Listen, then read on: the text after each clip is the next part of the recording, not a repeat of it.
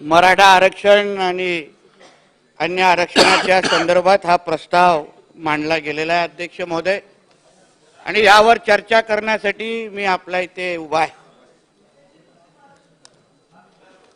मुस्लिम धर्माच्या आधारे आरक्षण देऊ शकत नाही, धर्माच्या आधारे आरक्षण देऊ शकत नाही, समजून घ्या।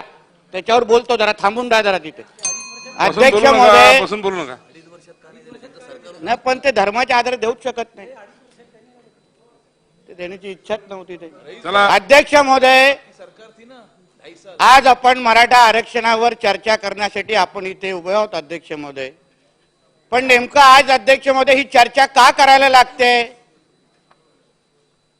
आपले ज्या लोकांनी आपले विचार इथे मांडले अध्यक्ष महोदय, सन्मान्य माजी मुख्यमंत्री अशोक चव्हाण साहेब असतील किंवा अन्य मान्यवर, प्रत्येकाने हाच विषय सांगितला की मराठा आरक्षण देण्याची जेव्हा वेळ येते तेव्हा प्रत्येकाने एकमुखी त्याला पाठिंबा देतात आणि त्यामुळे मराठा आरक्षण आपल्या राज्यामध्ये लागू झालेलं अध्यक्ष महोदय। जेव्हा एकमुखी सगळ्यांचा पाठिंबा आहे अध्यक्ष महोदय, मग मराठा आरक्षणाच्या निमित्ताने फक्त विशिष्ट लोकांनाच का टार्गेट केलं जात आहे?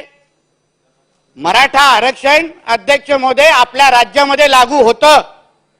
आपल्याला हा विषय समजून घ्यायला पाहिजे अध्यक्ष महोदय की आपल्या राज्यामध्ये 16% मराठा समाजाला आरक्षण दिलं गेलं होतं। सन्मान्य देवेंद्र फडणवीस साहेब जेव्हा मुख्यमंत्री होते तेव्हा त्यांनी 16% मराठा आरक्षण दिलेलं आणि ते टिकून पण दाखवलं अध्यक्ष महोदय, नुसतं बोलत राहिले नाहीत। पण अध्यक्ष महोदय, ते जे टिकलेलं आरक्षण जे त्यांनी हायकोर्टात टिकवलं आणि सुप्रीम कोर्टात पण कसं तरेल यासाठी त्यांनी सगळे प्रयत्न केले अध्यक्ष महोदय, मग पुढे जाऊन ते आरक्षण कसं रद्द झालं? आज जे आपण उठसूट जे आपण देवेंद्र फडणवीसजींना आणि आमच्या सरकारवर जी काही टीका होते अध्यक्ष महोदय, अरे ज्या माणसाने आरक्षण दिलं, ज्या माणसाने आरक्षण टिकवलं, आज आपण महाराष्ट्रामध्ये त्यांनाच विलन करायला बघतोय। आणि ज्या लोकांच्या सरकारमध्ये ते आरक्षण घालवलं, रद्द झालं, त्यांच्याबद्दल कोण चकार बोलायला तयार नाही अध्यक्ष महोदय। आरक्षणाचे खरे मारेकरी कोण आहेत हे अध्यक्ष महोदय ह्या निमित्ताने खरंच चर्चेला आलं पाहिजे। जे आरक्षण आपल्या 16% आरक्षण मराठा समाजाला होतं ते जेव्हा कोर्टामध्ये टिकत होतं, देवेंद्रजींनी सगळ्या पद्धतीने टिकून दाखवलं, विविध मुद्दे मांडले, विविध चांगल्यातले चांगले वकील उभे केले, तज्ञांशी चर्चा करून ते आरक्षण कसं टिकवायचं यावर देवेंद्र फडणवीसजींनी मुख्यमंत्री म्हणून, त्यांच्या सरकारने मुख्य सरकार म्हणून सगळ्या पद्धतीचे प्रयत्न केले, म्हणून ते आरक्षण टिकलं। पण त्यानंतरच्या सरकारने अध्यक्ष महोदय नेमकं प्रामाणिक प्रयत्न केले का? अध्यक्ष महोदय, ज्या सरकारच्या प्रमुखांच्या स्वतःच्या मुखपत्रामध्ये जे 58 मोर्चे निघाले, त्या मोठ्या 58 मोर्चाला मुकामोर्चा म्हणून हिणवलं, अशा व्यक्ती नेतृत्व करत असत्या सरकारनं मराठा समाजाला आरक्षण देणार आहे का? हा विषय विचार करायला पाहिजे ना अध्यक्ष महोदय। मग आपण आरक्षणाचे खरे मारेकरी कोण हा खरं म्हणजे प्रश्न विचारतात कामा नये। कारण का जेव्हा आरक्षण 19च्या नंतर जे सरकार आलं त्या सरकारने नेमकं खरंच प्रामाणिक प्रयत्न केले का? आता आमच्या अगोदरच्या ज्येष्ठ मान्यवरांनी विचार मांडत असताना सांगितले की ज्या अगोदरच्या सरकारने वकील दिले तेच सरकार आम्ही तेच काही वकील आम्ही पुढे केले, हे खोटं आहे अध्यक्ष महोदय, खरं नाहीये। 3 जे प्रमुख वकील होते त्याच्यामध्ये आमचे तुषार मेहताजी होते, ज्येष्ठ विधितज्ञ तुषार मेहता होते, आत्माराम नाडकर्णी होते, निशांत कातेश्वर होते। या 3 जणांना पण त्या सरकारने बदलला अध्यक्ष महोदय, त्यांना उभं राहायला दिलं नाही। हा विषय विचार करायला हवा अध्यक्ष महोदय। जे 1600 पानाचं परिशिष्ट तयार केलं गेलं अध्यक्ष महोदय, जे गायकवाड समिती नेमली गेली, त्या गायकवाड समितीने ज्या काही त्रुटी ज्याच्यामुळे मराठा आरक्षण भेटलं पाहिजे त्या त्रुटीचा अभ्यास केला, हिअरिंग घेतली आणि त्याच्यानंतर त्यांनी 1600 पानाचं परिशिष्ट व्यवस्थित तयार झालं। अध्यक्ष महोदय, त्यावेळीच्या देवेंद्रजींच्या नंतरच्या ज्या महाविकास आघाडीच्या नावाचं सरकार आलं अध्यक्ष महोदय त्याचं इंग्लिशमध्ये ट्रान्सलेशनच केलं नाही आणि कोर्टामध्ये दाखवलंच नाही अध्यक्ष महोदय. आणि मारेकरी म्हणतात कोणाला? अहो मारेकरी हे लोक आहेत ज्यांनी सरकार असताना एका बाजूला नुसतं केंद्राकडे ज्या काही झालं तरी बोट उचलायचं आणि जेव्हा जेव्हा कोर्टामध्ये तारीख होती अध्यक्ष महोदय यांचे वकील तिथे जाऊन काय उत्तर द्यायचं की अद्यापर्यंत आमची तयारी नाही, अद्यापर्यंत आमच्याकडे माहिती नाही. दोनदा अध्यक्ष महोदय कोर्टाच्या म्हणजे न्यायाधीशांनी तेव्हाच्या सरकारवर ताशऱ्या ओढलेल्या आहेत अध्यक्ष महोदय. हे बोलणार नाही, फक्त एकतर्फी फक्त टीका करत राहायची, एकतर्फी फक्त चर्चा करत राहायची. अध्यक्ष महोदय जी काय हिंसा त्या निमित्ताने आता होते, जेव्हा सगळ्या जणांना आरक्षण हवंय, आमचे सन्मान्य राज्याचे मुख्यमंत्री यांनी छत्रपती शिवरायांची शपथ घेतली आहे. अहो छत्रपती शिवरायांची शपथ कुठलाही ज्वलंत मराठा कधीही खोटं घेऊ शकत नाही. आमच्या मुख्यमंत्री साहेबांनी घेतली आहे म्हणून मला विश्वासाने मी सांगतो कुठल्याही परिस्थितीमध्ये मराठ्यांना आरक्षण मिळणारच एवढी मी शाश्वती माझ्या सगळ्या मराठा समाजाला देतो अध्यक्ष महोदय, सगळ्या जणांना देतो.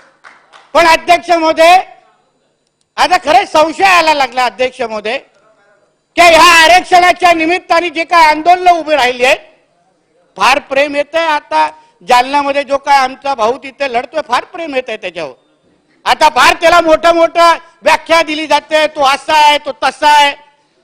पण जेव्हा तो अडचणीच्या काळात जेव्हा कोपर्डीच्या त्या आरोपींवर त्या आरोपींवर जे हल्ला त्यांनी आणि त्याच्या काही लोकांनी केला तेव्हा त्याला वाचवायला कोणच आले नाही अध्यक्ष महोदय यांच्यामध्ये. त्याच्यामध्ये आमच्यासारखेच लोक त्याच्याबरोबर उभे राहिले आणि सगळ्या वकिलांसाठी पैसे दिले आणि त्या लोकांना बाहेर काढले. तेव्हा कोणच नव्हते आता जे कौतुक करणारे. आता जे काय मोठं झाल्यावर आहेत सगळेजण उभे, ह्या आमचा आहे ह्या आमचा आहे. पण आता अध्यक्ष महोदय खरंच विचार करण्याची वेळ आहे की जे काय हे लोकांचं जे पाप आहे, जे काय मराठा आरक्षण हे लोकांनी रद्द केलं, ह्यांची मानसिकता खरीच होती का मराठ्यांना आरक्षण भेटलं पाहिजे? की नुसतं डोलवत राहायचं, नुसतं गांभीर्य दाखवायचं नाही, नुसतं केंद्राकडे बोट दाखवायचं? कारण का बाकी सगळ्या गोष्टी महाविकास आघाडी म्हणजे अतिशय प्रामाणिक पद्धतीने व्हायचं. वसुली कशी व्हायची, किती प्रामाणिकपणा व्हायचा. तिथे काही केंद्राकडे बोट दाखवण्यासाठी कोणच हिंमत करायचं नाही. दिवस रात्र वसुली तर व्हायची. म्हणून तर हे सगळं आज विरोधी पक्षामध्ये बसण्याची वेळ आली आहे. पण अध्यक्ष महोदय प्रामाणिक पद्धतीने जसं आमच्या देवेंद्रजीने आरक्षण टिकवण्याचा प्रयत्न केला, आरक्षण टिकून दाखवलं, तसे प्रामाणिक प्रयत्न अगर पुढे झाले असते ना तर आज राज्यामध्ये ही हिंसा झाली नसती. आज जे असंख्य आमचे मराठी तरुण ज्यांनी आरक्षणाच्या मुद्द्यावर जी आत्महत्या केली आहे ते आत्महत्या करण्याची वेळच आली नसती. म्हणून त्यांच्या सगळ्या जे काही जीव त्यांनी घालवलं त्याचे जबाबदार पण हे सगळे जण आहेत अध्यक्ष महोदय. हे मी तुम्हाला टणकावून सांगतो. कारण हे लोकांनी प्रामाणिक पद्धतीने प्रयत्न केले नाही म्हणून आज राज्यामध्ये ही परिस्थिती तयार झालेली आहे. म्हणून तयार झाली अध्यक्ष महोदय. अध्यक्ष महोदय एक व्यक्ती उपोषणाला बसतो, किती असं त्याला आता वर्षानुवर्ष तो बिचारा आरक्षणासाठी प्रयत्न करतोच आहे, ठीक आहे, ते सगळेजण त्याच्या समर्थनात आहेत. पण जे काय आजूबाजूला जे काय घडतंय, जी काय हिंसा घडते आणि मग हिंसेच्या नावाने फक्त आमच्या देवेंद्रजींना टार्गेट करायचं, टाड्या लावायचे, हे काय सगळे टीका करायची. मग ह्याच्या मागे नेमकं कोण आहे ह्याचाही अभ्यास अध्यक्ष महोदय करायला पाहिजे.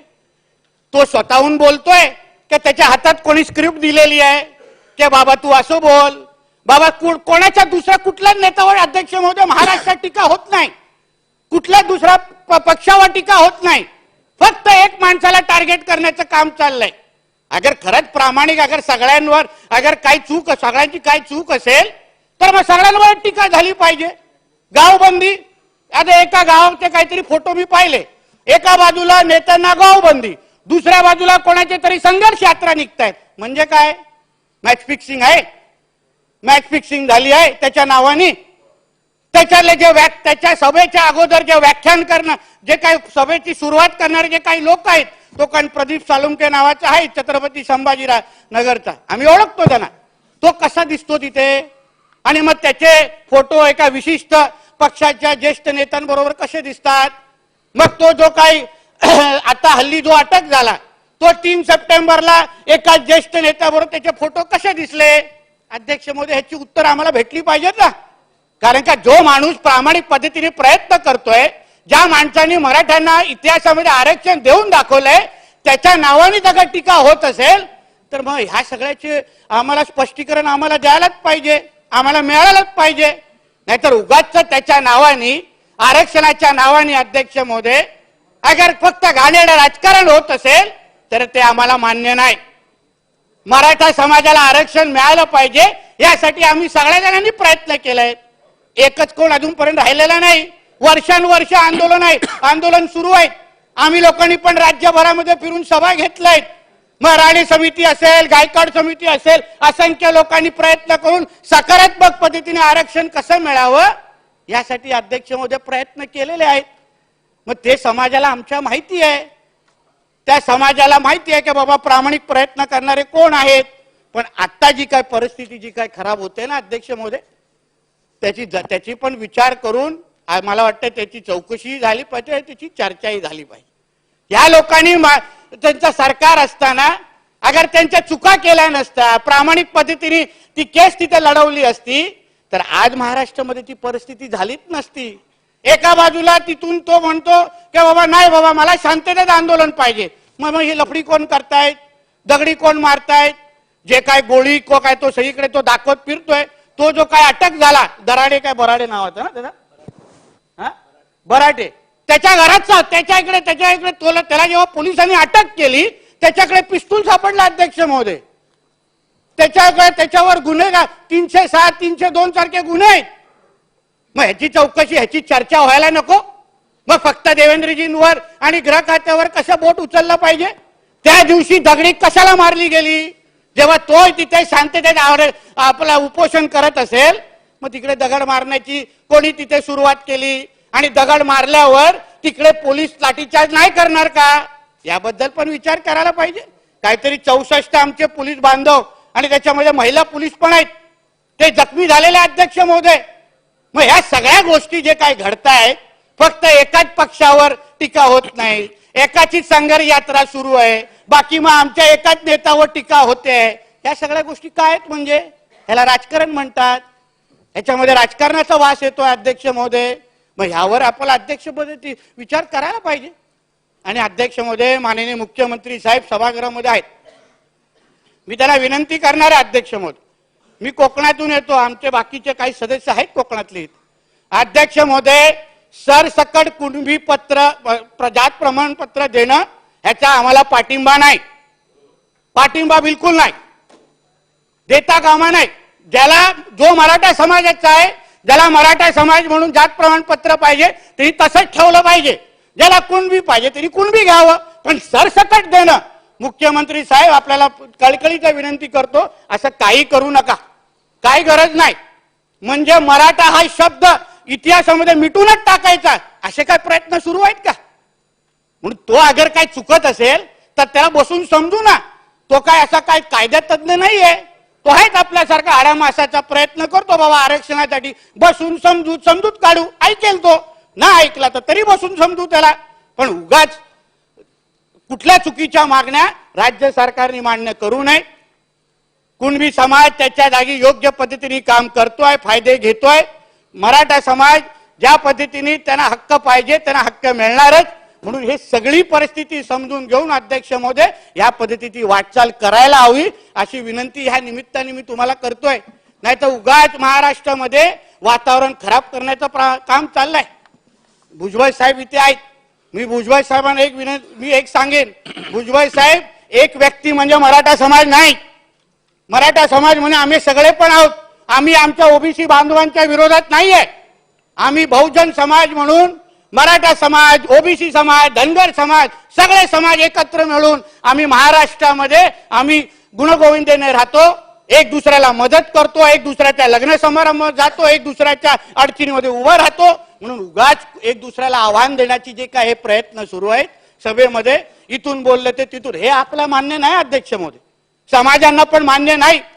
कोण उगाच उद्या हे खालची मुलं लफडी करतील, दंगल करतील, मग त्यांच्या केसेस अंगावर पडल्यानंतर त्यांचं भविष्य खराब होईल. अध्यक्ष महोदय, आपण नेते मंडळी राहू घरी, आपल्याला काय होणार नाही, पण ते मुलांना आयुष्या डोक्यावर एक केस पडल्यानंतर त्या बिचाऱ्यांचं भविष्य खराब होणार. अध्यक्ष महोदय, म्हणून ह्या सगळ्या गोष्टी होता कामा नये. आपल्याला पाहिजे असेल तर चला आपण एकत्र व्यासपीठ तयार करू, त्याच्यामध्ये ओबीसी, धनगर, मराठा, आदिवासी सगळ्या लोकांची एकत्र सभा घेऊ राज्यामध्ये आणि सगळ्यांना सांगू की बाबा आम्हाला सगळ्यांना मराठा आरक्षण पाहिजे आणि कोणाच्याही दुसऱ्या आरक्षणाला हात न लावता आम्हाला मराठा आरक्षण हवंय, हे आमच्या लोकांची मागणी आहे. अध्यक्ष महोदय, आम्हाला 27% ओबीसी समाजाचं आरक्षण, त्याला 1% हात लावायचं नाही.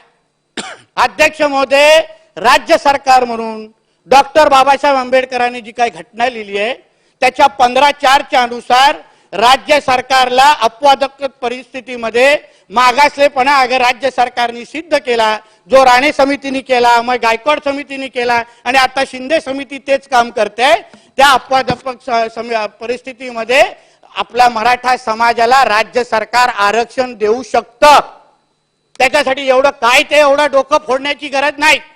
एवढं काय एक दुसऱ्याला आव्हान, तारखा आता 24 देणार, आता 1 देणार, काय चाललंय. अध्यक्ष महोदय, हाय सरकार सकारात्मक, हाय आमचे मुख्यमंत्री बोलतायत, आमचे दोन्ही उपमुख्यमंत्री बोलतोयत, आम्ही सगळे बोलतोय की नाही बाबा आम्हाला मराठा आरक्षण द्यायचंय, मग धमक्या कशाला दिल्या जाते, मग आव्हान कशाला दिलं जात आहे. अगर आम्ही कोण बोलत असू की बाबा आम्हाला आरक्षण द्यायचं नाही, कोणाला काय आम्हाला अडचण नाही, मग ठीक आहे ना, ही सगळी परिस्थिती होणं. बरं, उगाच ही जे काय राज्याची काय परिस्थिती जी खराब करण्याचा प्रयत्न चाललाय अध्यक्ष महोदय, तो होता कामा नये.